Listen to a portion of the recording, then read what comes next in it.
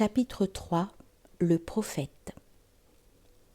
Pour l'occidental et sans doute pour la plupart des non-musulmans, le Christ et le Bouddha représentent des perfections immédiatement intelligibles et convaincantes, ce que reflète d'ailleurs le ternaire vivekanandien, inacceptable à plusieurs égards, Jésus, Bouddha, Ramakrishna. Par contre, le prophète de l'islam paraît complexe et inégal, et ne s'impose guère comme un symbole en dehors de son univers traditionnel. La raison en est que, contrairement à ce qui a lieu pour le Bouddha et le Christ, sa réalité spirituelle s'enveloppe de certains voiles humains et terrestres, et cela à cause de sa fonction de législateur pour ce monde. Il s'apparente ainsi aux autres grands révélateurs sémitiques, Abraham et Moïse, et aussi à David et à Salomon. Au point de vue hindou, on pourrait ajouter qu'il est proche de Rama et de Krishna, dont la suprême sainteté et la puissance salvatrice n'ont pas empêché toutes sortes de vicissitudes familiales et politiques. Ceci nous permet de relever une distinction fondamentale. Il n'y a pas que les révélateurs représentant exclusivement l'autre monde, il y a aussi ceux dont l'attitude est à la fois divinement contemplative et humainement combative et constructive. Quand on a pris connaissance de la vie de Mohammed selon les sources traditionnelles, il s'en dégage 3 éléments, que nous pourrions désigner provisoirement par les mots suivants: piété, combativité, magnanimité. Par piété, nous entendons l'attachement foncier à Dieu, le sens de l'au-delà, l'absolue sincérité, donc un trait tout à fait général chez les saints et a fortiori chez les messagers du ciel.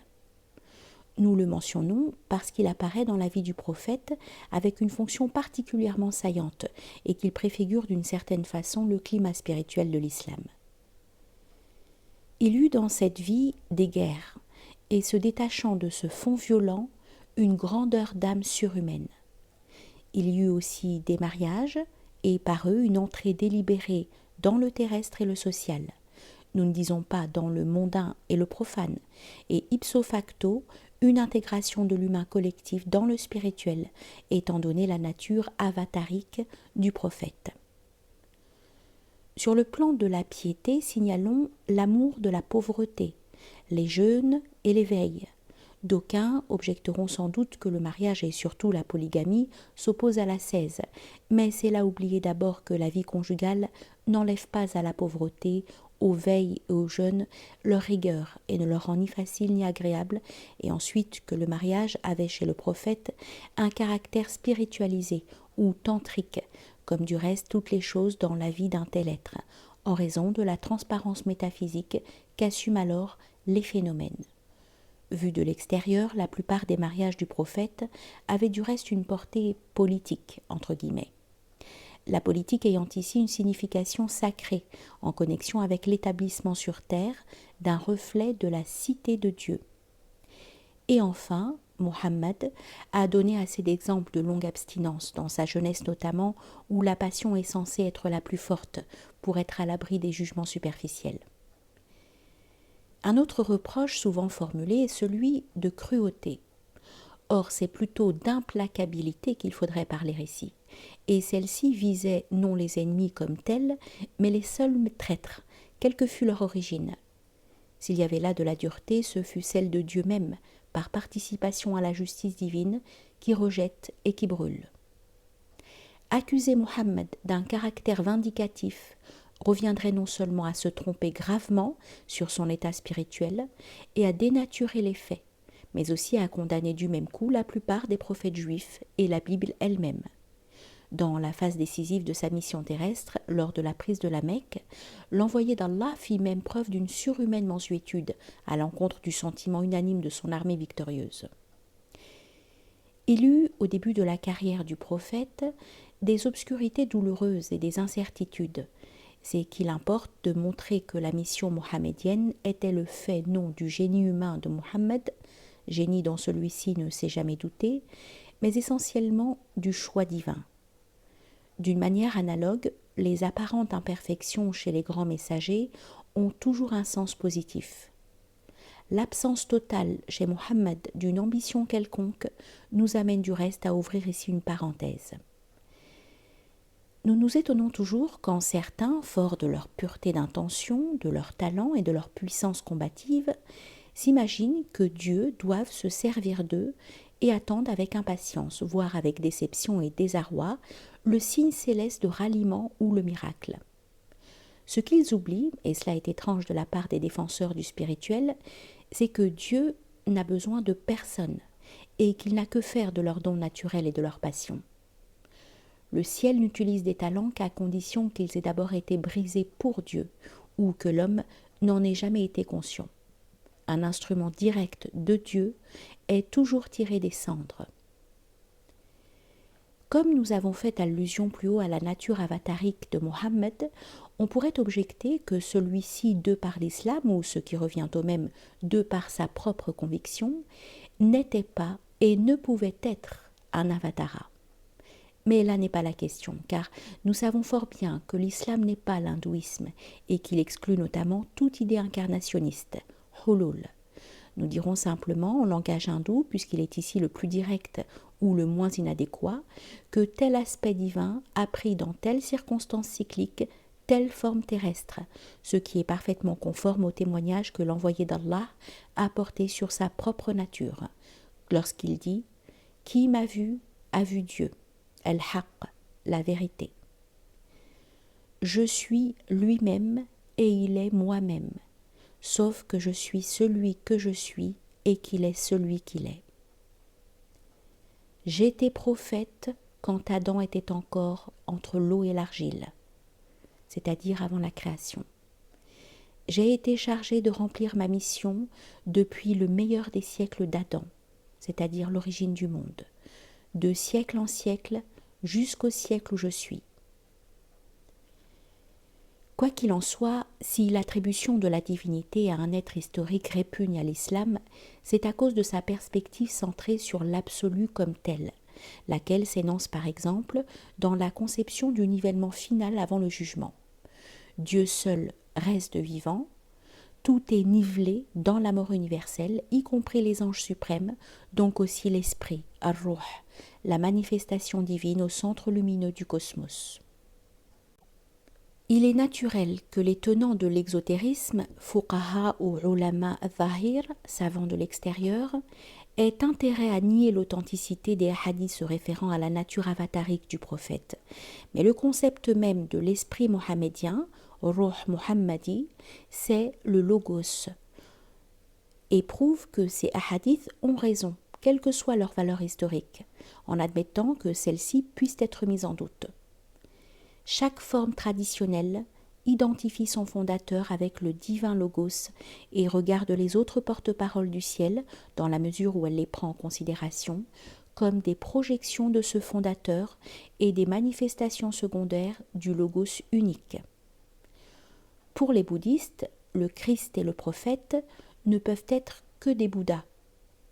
Quand le Christ dit « Nul n'arrive au Père si ce n'est pas moi », c'est le logos comme tel qui parle, bien que Jésus s'identifie réellement, pour un monde donné, à ce verbe un et universel. Le prophète est la norme humaine sous le double rapport des fonctions individuelles et collectives, ou encore sous celui des fonctions spirituelles et terrestres.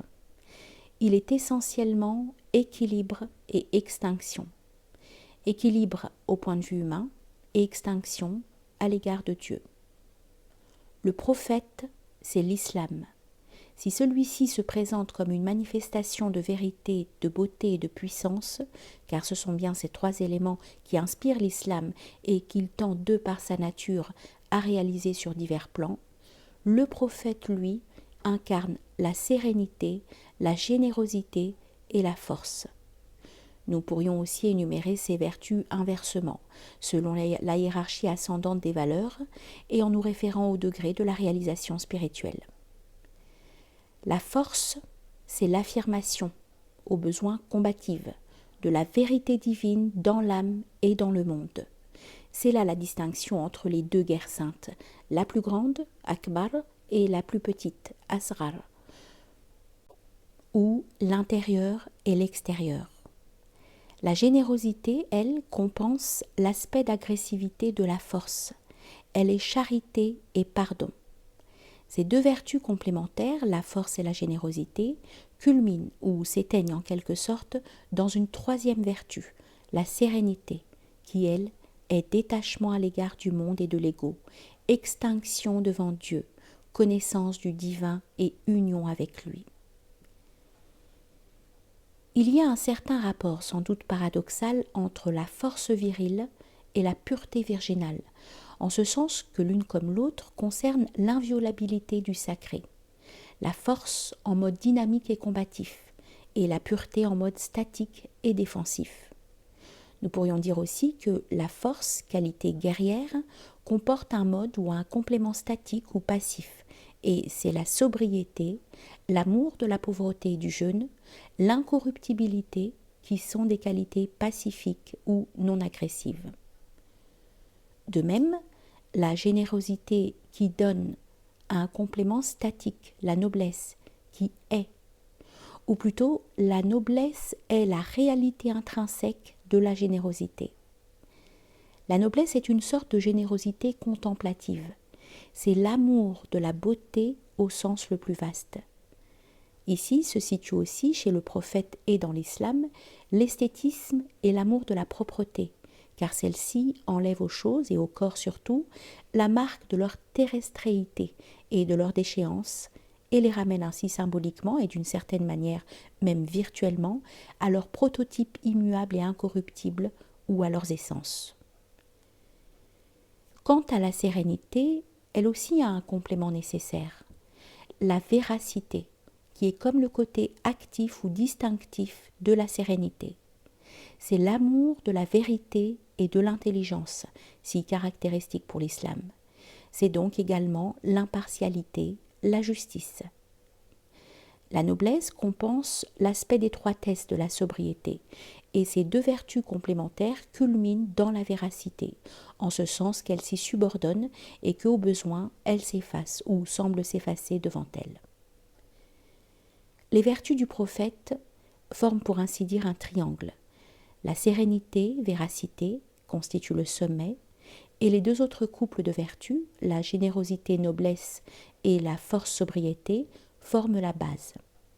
Les deux angles de celle-ci sont en équilibre et se réduisent en quelque sorte à l'unité dans le sommet. L'âme du prophète, nous l'avons dit, est essentiellement équilibre et extinction. L'imitation du prophète implique la force envers soi-même, la générosité envers les autres, la sérénité en Dieu et par Dieu. Nous pourrions dire aussi la sérénité par la piété au sens le plus profond de ce terme. Cette imitation implique en outre la sobriété à l'égard du monde, la noblesse en nous-mêmes, dans notre être, la véracité par Dieu et en lui. Mais il ne faut pas perdre de vue que le monde est aussi en nous-mêmes et que, inversement, nous ne sommes autres que la création qui nous entoure. Et enfin, que Dieu a créé par la vérité, bil-haq, le monde dans ses perfections et dans son équilibre, et qui est une expression de la vérité divine. L'aspect force, c'est également, et même avant tout, le caractère actif et affirmatif du moyen spirituel ou de la méthode. L'aspect générosité, c'est aussi l'amour de notre âme immortelle. Et l'aspect sérénité, qui a priori est voir tout en Dieu, est aussi voir Dieu en tout.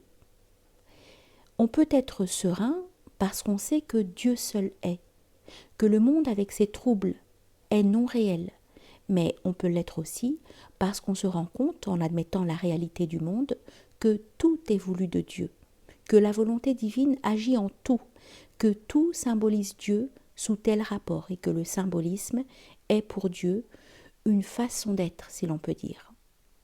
Rien n'est en dehors de Dieu. Dieu n'est absent d'aucune chose. L'imitation du prophète, c'est la réalisation de l'équilibre entre nos tendances normales, ou plus précisément entre nos vertus complémentaires, Et c'est ensuite et surtout sur la base de cette harmonie, l'extinction dans l'unité. C'est ainsi que la base du triangle se résorbe en quelque manière dans le sommet, qui apparaît comme sa synthèse ou son origine, ou comme sa fin, sa raison d'être. En reprenant notre description de tout à l'heure, mais en la formulant un peu autrement, nous dirons que Mohammed, c'est la forme humaine orientée vers l'essence divine. Cette forme, entre guillemets, a deux principaux aspects correspondant respectivement à la base et au sommet du triangle, à savoir la noblesse et la piété. Or, la noblesse est faite de force et de générosité, et la piété, au niveau dont il s'agit ici, est faite de sagesse et de sainteté. Nous ajouterons qu'il faut entendre par piété l'état de servitude spirituelle, ubudiyya, au sens le plus élevé du terme, comprenant la parfaite pauvreté, faqr, d'où le mot faqir, et l'extinction, fana, devant Dieu, ce qui n'est pas sans rapport avec l'épithète d'illettré, ummi, attribué au prophète. La piété, c'est ce qui nous lie à Dieu. Dans l'islam, ce quelque chose est d'abord, dans la mesure du possible, la compréhension de l'évidente unité, car le responsable doit saisir cette évidence. Et il n'y a là pas de ligne de démarcation rigoureuse entre le croire et le savoir. Et ensuite, la réalisation de l'unité au-delà de notre compréhension provisoire et unilatérale, celle-ci étant ignorance au regard de la science plénière. Il n'y a pas de saint, wali, représentant, donc participant, qui ne soit connaissant par Dieu, l'arif billah. Et ceci explique pourquoi la piété, et à plus forte raison la sainteté, qui en est la fleur, a dans l'islam une allure de sérénité. C'est une piété qui débouche essentiellement sur la contemplation et la gnose. Ou encore, pour caractériser le phénomène mohammedien, nous pourrions dire que l'âme du prophète est faite de noblesse et de sérénité, celle-ci comprenant la sobriété et la véracité, et celle-là la force et la générosité. L'attitude du prophète à l'égard de la nourriture et du sommeil est déterminée par la sobriété, et celle à l'égard de la femme par la générosité. L'objet réel de la générosité est ici le pôle substance du genre humain. Ce pôle, la femme, étant envisagé sous son aspect de miroir de l'infinitude béatifique de Dieu. L'amour du prophète constitue un élément fondamental dans la spiritualité de l'islam, bien qu'il ne faille pas entendre cet amour dans le sens d'une bhakti personnaliste, laquelle présupposerait la divinisation exclusive du héros.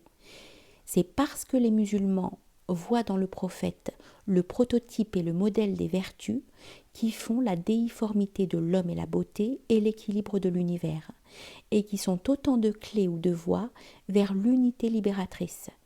C'est pour cela qu'il l'aime, et qu'il l'imite jusque dans les moindres détails de sa vie quotidienne.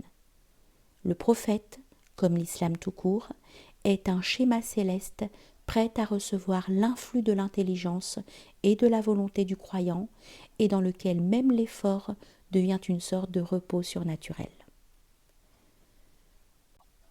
En vérité, Dieu et ses anges bénissent le prophète. Ô vous qui croyez, bénissez-le et présentez-lui le salut. Ce verset constitue le fondement scripturaire de la prière sur le prophète, ou plus exactement la bénédiction du prophète. Prière qui est d'un emploi général dans l'islam, puisque le Coran et la Sunna la recommandent, mais qui revêt un caractère particulier dans l'ésotérisme, dont elle est un symbole de base. La signification ésotérique du verset est la suivante. Dieu, le ciel et la terre, ou le principe qui est non manifesté, la manifestation supraformelle, les états angéliques, et la manifestation formelle, comprenant les hommes et les djinns, c'est-à-dire les deux catégories d'êtres corruptibles, d'où la nécessité d'une injonction, confèrent ou transmettent, suivant le cas, des grâces vitales à la manifestation universelle, ou sous un autre rapport, au centre de celle-ci, lequel est l'intellect cosmique. Qui bénit le prophète bénit implicitement le monde et l'esprit universel, ar-ruh. l'univers et l'intellect, la totalité et le centre, en sorte que la bénédiction retombe décuplée de la part de chacune de ces manifestations du principe sur l'homme qui a mis son cœur dans cette oraison. Les termes de la prière sur le prophète sont en général les suivants, bien qu'il en existe des variations et des développements multiples. Ô mon Dieu, Allahumma, bénis notre Seigneur Muhammad, ton serviteur, Abd, et ton envoyé, Rasoul, le prophète illettré, An-Nabi al-Ummi, et sa famille et ses compagnons, et salue-les. Les mots saluer, salam, et salutation, taslim, ou paix, salam, signifient de la part du croyant un hommage révérentiel. Le Coran dit « et présentez-lui le salut », donc une attitude personnelle, alors que la bénédiction fait intervenir la divinité, car c'est elle qui bénit. De la part de Dieu, la salutation est un regard ou une parole, c'est-à-dire un élément de grâce, non central comme dans le cas de la bénédiction. Salat, sallah ala, prier sur, mais périphérique, c'est-à-dire concernant l'individu et la vie, non l'intellect et la gnose. C'est pour cela qu'on fait suivre le nom de Muhammad de la bénédiction et du salut, et les noms des autres envoyés et les anges du salut seulement. Au point de vue de l'islam, c'est Muhammad qui incarne actuellement et définitivement la révélation, et celle-ci correspond à la bénédiction, non à la salutation. Dans le même sens plus ou moins exotérique, on pourrait faire remarquer que la bénédiction se réfère à l'inspiration prophétique et au caractère relativement unique et central de l'avatara envisagé. La salutation se référant à la perfection humaine, cosmique, existentielle de tous les avataras ou encore à la perfection des anges. La bénédiction est une qualité transcendante, active et verticale. La salutation, une qualité immanente, passive et horizontale. Ou encore, la salutation concerne l'extérieur, le support, tandis que la bénédiction concerne l'intérieur, le contenu, qu'il s'agisse d'actes divins ou d'attitudes humaines. Il y a là toute la différence entre le surnaturel et le naturel. La bénédiction signifie la présence divine en tant qu'elle est un influx incessant, ce qui, dans le microcosme, l'intellect, devient l'intuition ou l'inspiration, et chez le prophète, la révélation. En revanche, la paix ou le salut signifie la présence divine en tant qu'elle est inhérente au cosmos, ce qui dans le microcosme devient l'intelligence, la vertu, la sagesse. Elle relève de l'équilibre existentiel, de l'économie cosmique. Il est vrai que l'inspiration intellective ou la science infuse est surnaturelle également, mais elle ne l'est pour ainsi dire d'une manière naturelle dans le cadre et selon les possibilités de la nature. Selon le shir Ahmed al-Alawi, l'acte divin, exprimé par la parole « salli » qui signifie « béni », est comme l'éclair dans l'instantanéité et comporte l'extinction à un degré ou un autre du réceptacle humain qui le subit, tandis que l'acte divin exprimé par la parole « sallim » salut, répand la présence divine dans les modalités de l'individu même. C'est pour cela, dit le shir, que le faqir doit toujours demander le salam, la paix, qui correspond à la salutation divine, pour que les révélations ou intuitions ne disparaissent pas comme la lueur de l'éclair, mais se fixent dans son âme. Dans le verset coranique instituant la bénédiction mohammedienne, il est dit que Dieu et ses anges bénissent le prophète. Mais la salutation n'est mentionnée qu'à la fin du verset quand il s'agit des croyants. La raison en est que le taslim ou salam est ici sous-entendu, ce qui signifie qu'il est au fond un élément de la salat et qu'il ne s'en dissocie qu'a posteriori et en fonction des contingences du monde. L'intention initiatique de la prière sur le prophète est l'aspiration de l'homme vers sa totalité. La totalité est ce dont nous sommes une partie. Or, nous sommes une partie non de Dieu, qui est sans partie, mais de la création, dont l'ensemble est le prototype et la norme de notre être, et dont le centre, Ar-Ruh, est la racine de notre intelligence. Cette racine véhicule l'intellect incréé. Increatus et increabilis, selon Maître Eckhart. La totalité est perfection. La partie comme telle est imparfaite, puisqu'elle manifeste une rupture de l'équilibre existentiel, donc de la totalité. À l'égard de Dieu, nous sommes rien, ou tout, suivant les façons de voir, mais nous ne sommes jamais partis. En revanche, nous sommes partis par rapport à l'univers, qui est l'archétype, la norme, l'équilibre, la perfection. Il est l'homme universel, el-insan el-kamil, dont la manifestation humaine est le prophète, le logos, l'avatara. Le prophète, toujours au sens ésotérique et universel du terme, est ainsi la totalité dont nous sommes un fragment. Mais cette totalité se manifeste aussi en nous-mêmes et d'une manière directe. C'est le centre intellectuel, l'œil du cœur, siège de l'incréé, point céleste ou divin, dont l'ego est la périphérie microcosmique. Nous sommes donc périphérie par rapport à l'intellect, Ar-Ruh, et partie par rapport à la création, Al-Khalq. L'avatara représente ces deux pôles à la fois. Il est notre totalité et notre centre, notre existence et notre connaissance. La prière sur le prophète, comme toute formule analogue, aura par conséquent non seulement le sens d'une aspiration vers notre totalité existentielle, mais aussi et par là même celui d'une actualisation de notre centre intellectuel, les deux points de vue étant d'ailleurs inséparablement liés. Notre mouvement vers la totalité, mouvement dont l'expression la plus élémentaire est la charité, c'est-à-dire l'abolition de la scission illusoire et passionnelle entre moi et l'autre, ce mouvement, disons-nous, purifie en même temps le cœur, ou autrement dit, il délivre l'intellect des entraves qui s'opposent à la contemplation divine, unitive. Dans la bénédiction mohamédienne, la prière sur le prophète, les épithètes du prophète s'appliquent également, ou plutôt a fortiori, à la totalité et au centre dont Mohammed est l'expression humaine, ou une expression, si l'on tient compte de l'humanité de tous les temps et de tous les lieux. Le nom de Mohammed lui-même signifie le glorifié et indique la perfection de la création, laquelle est attestée aussi par la Genèse. Et Dieu vit que cela était bon. En outre, les mots « Notre Seigneur », Sayyiduna, qui précède le nom Mohammed, indiquent la qualité primordiale et normative du cosmos par rapport à nous. L'épithète qui suit le nom de Mohammed dans la prière sur le prophète est « Ton serviteur, Abduka ».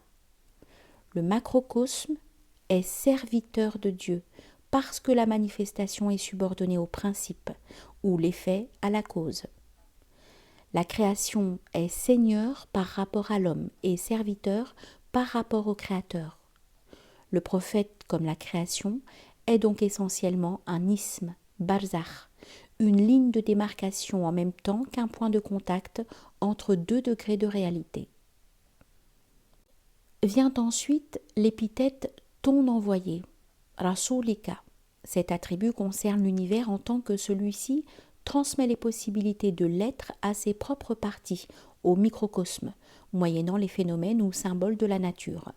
Ces symboles sont les signes ayat dont parle le Coran, les preuves de Dieu que le livre sacré recommande à la méditation de ceux qui sont doués d'entendement. Les possibilités ainsi manifestées transcrivent dans le monde extérieur les vérités principielles, haqa'iq, comme les intuitions intellectuelles et les concepts métaphysiques les transcrivent dans le sujet humain. L'intellect comme l'univers est envoyé, serviteur, glorifié et notre Seigneur. La prière sur le prophète comporte parfois les deux attributs suivants. Ton prophète, Nabiyuka, et ton ami, Habibuka. Ce dernier qualificatif exprime l'intimité, la proximité généreuse, non l'opposition entre la manifestation et le principe. Quant au mot prophète, Nabi, il indique un message particulier, non le message universel de l'envoyé Rasoul. C'est dans le monde l'ensemble des déterminations cosmiques, y compris les lois naturelles, concernant l'homme. Et en nous-mêmes, c'est la conscience de nos fins dernières, avec tout ce qu'elle implique pour nous. Quant à l'épithète suivante, le prophète illettré, An-Nabi al-Ummi, elle exprime la virginité du réceptacle, qu'il soit universel ou humain. Rien ne le détermine sous le rapport de l'inspiration, hormis Dieu. Il est une feuille blanche devant le calame divin. Nul autre que Dieu ne remplit la création, l'intellect, l'avatara. La bénédiction et la salutation s'appliquent non seulement au prophète, mais aussi à sa famille et à ses compagnons. Ala alihi wa sahbihi, c'est-à-dire dans l'ordre macrocosmique, au ciel et à la terre, ou aux manifestations informelles et formelles, et dans l'ordre microcosmique, à l'âme et au corps, le prophète étant dans le premier cas l'esprit divin, ar-ruh, et dans le second l'intellect, al-aql, ou l'œil du cœur, ayn al-qalb. L'intellect et l'esprit coïncident dans leur essence, en ce sens que l'esprit est comme un rayon du second. L'intellect est l'esprit dans l'homme. L'esprit divin n'est autre que l'intellect universel. Les épithètes du prophète marquent les vertus spirituelles dont les principales sont la pauvreté, faqr, qualité du abd, puis la générosité, karam, qualité du rasoul, et enfin la véracité ou sincérité, sidq, ikhlas, qualité du nabi al-ummi. La pauvreté est la concentration spirituelle, ou plutôt son aspect négatif et statique, la non-expansion et par conséquent l'humilité au sens de cessation du feu des passions.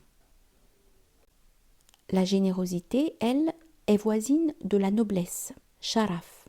C'est l'abolition de l'égoïsme, laquelle implique l'amour du prochain, en ce sens que la distinction passionnelle entre moi et l'autre est alors dépassée.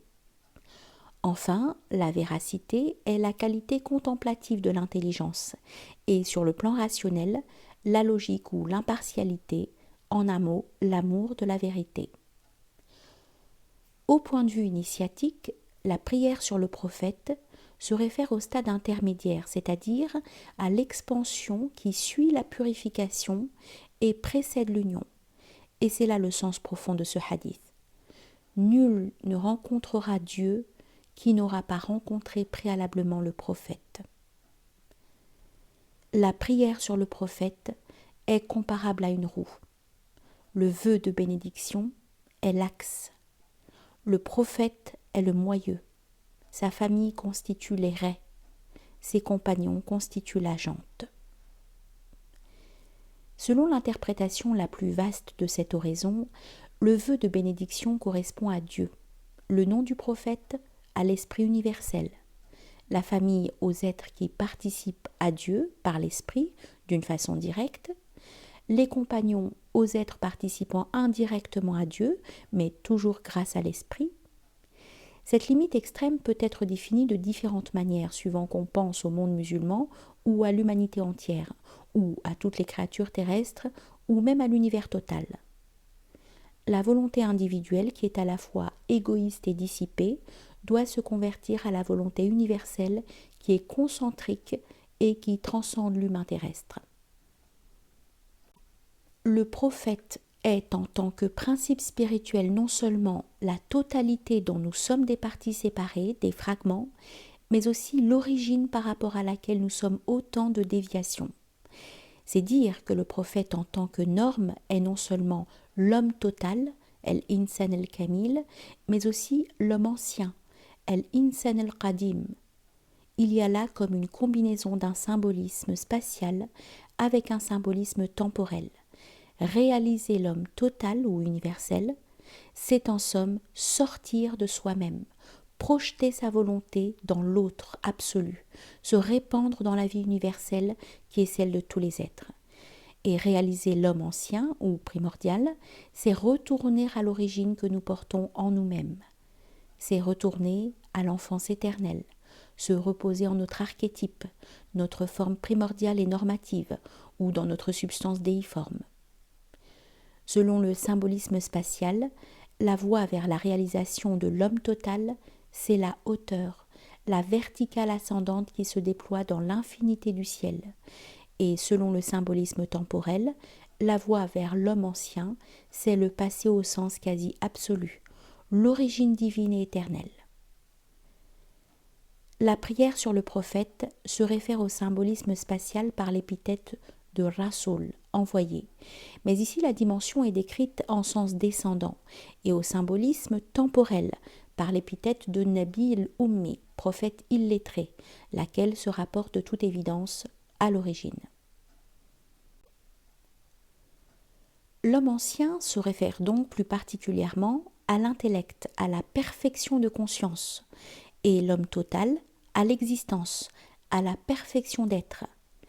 Mais en même temps, sur le plan même du symbolisme spatial, le centre se réfère encore à l'intellect, tandis que sur le plan du symbolisme temporel, la durée représente l'existence, car elle s'étend indéfiniment.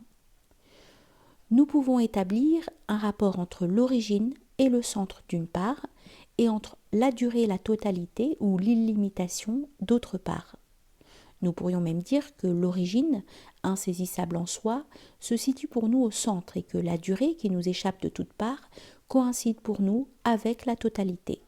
Et de même, en partant de l'idée que l'homme total concerne plus particulièrement le macrocosme et l'homme ancien le microcosme, nous pourrons dire que dans sa totalité, le monde est de l'existence, tandis qu'à l'origine, le microcosme humain est de l'intelligence, d'une certaine façon tout au moins, car nous ne dépassons pas le domaine du créé de ses contingences. Sur le plan de l'homme total, nous pouvons distinguer deux dimensions, le ciel et la terre, ou la hauteur et la largeur. La hauteur unit la terre au ciel, et ce lieu est chez le prophète l'aspect Rasoul, envoyé, donc révélateur, tandis que la terre est l'aspect Abd, serviteur. Ce sont là les deux dimensions de la charité, amour de Dieu et amour du prochain en Dieu. Sur le plan de l'homme ancien, nous ne distinguerons pas deux dimensions, car à l'origine, le ciel et la terre ne faisaient qu'un. Ce plan, nous l'avons vu plus haut, se réfère au prophète illettré.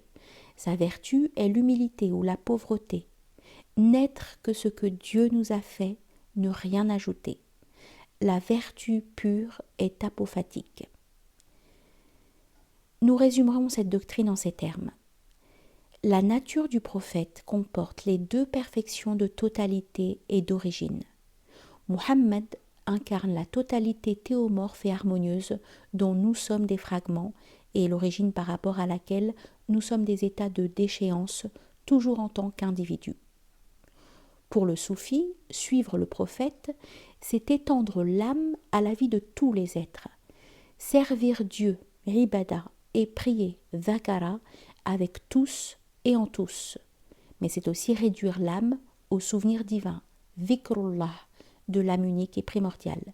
C'est en dernière analyse et à travers les pôles envisagés, totalité et origine, plénitude et simplicité, réaliser à la fois l'infiniment autre et l'absolument soi-même.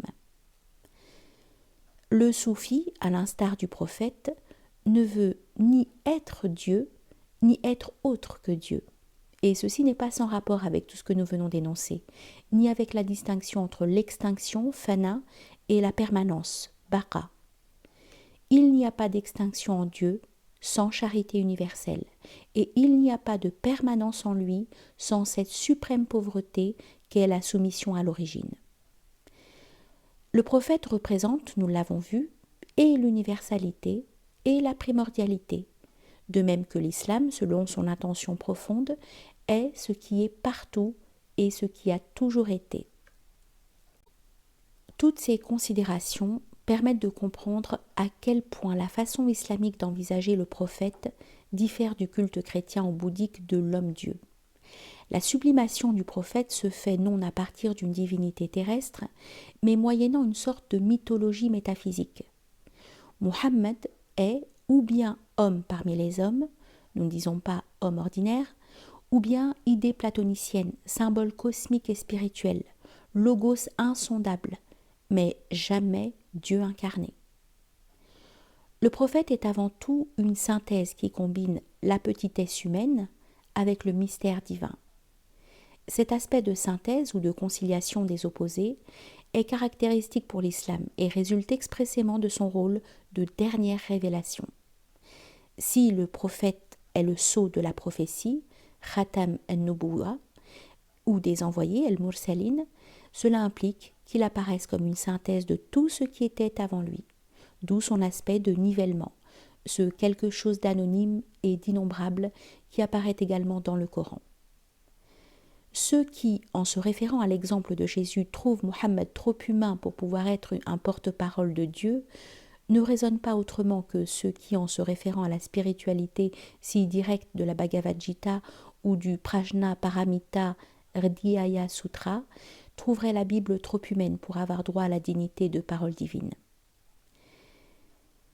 La vertu, revendiquée par le Coran d'être la dernière révélation et la synthèse du cycle prophétique, se manifeste non seulement dans la simplicité extérieure d'un dogme intérieurement ouvert à toutes les profondeurs, mais aussi dans cette capacité qu'a l'islam d'intégrer tous les hommes en quelque sorte en son centre, de conférer à tous une même foi inébranlable et au besoin combative, de les faire participer, au moins virtuellement mais efficacement, à la nature mi-céleste, mi-terrestre du prophète.